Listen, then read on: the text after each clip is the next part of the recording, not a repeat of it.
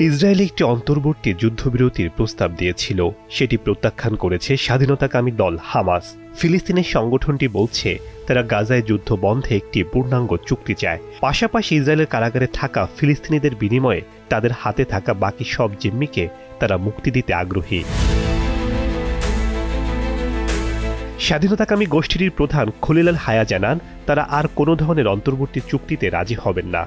তিনি বলেন, গাজায় যুদ্ধ বন্ধ, ইসরায়েলের কারাগারে থাকা সব ফিলিস্তিনি বন্দীর মুক্তি ও গাজা পুনর্গঠনের বিনিময়ে সব জিম্মিকে ছাড়তে হামাস যত শীঘ্র সম্ভব পূর্ণাঙ্গ চুক্তির আলোচনায় বসতে চায়।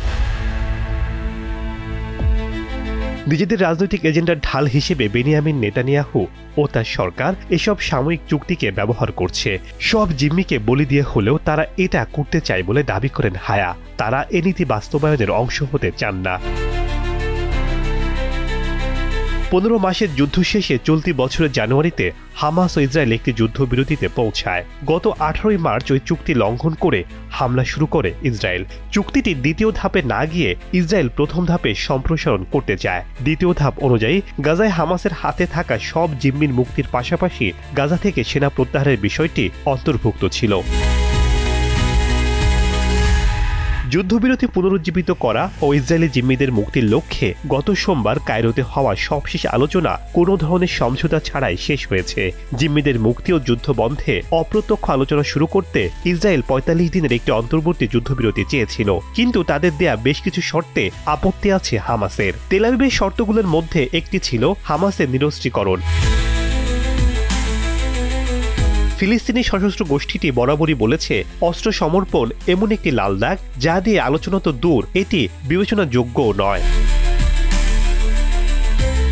এদিকে ব্রিটেনে সফর সংক্ষিপ্ত করে পালালেন ইসরায়েলের মন্ত্রী। দখলদার ইসরায়েলের পররাষ্ট্রমন্ত্রী গিডিয়ন শার যুক্তরাজ্য থেকে সফর সংক্ষিপ্ত করে পালিয়েছেন বলে জানিয়েছে গ্লোবাল লিগ্যাল অ্যাকশন নেটওয়ার্ক। মানবাধিকার সংস্থাটি বলছে তারা আনুষ্ঠানিক গ্রেপ্তারি পরোয়ানা জারির আবেদন জানানোর পরই এ দখলদার পালিয়ে দ্রুত ইসরায়েলে চলে যান। লন্ডন ভিত্তিক সংগঠন GLAN ছাড়াও হিন্দ রজব ফাউন্ডেশনও তার গ্রেপ্তারি পরোয়ানার জন্য আবেদন জানিয়েছিল।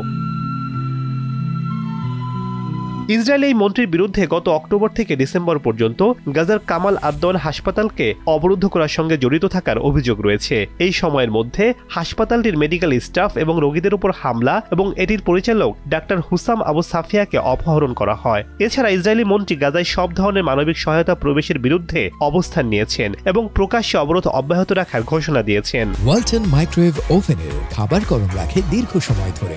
Walton microwave oven.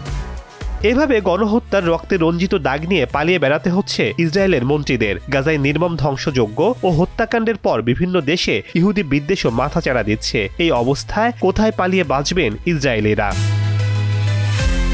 শেখ সাদি মারজান, দীপ্ত সংবাদ।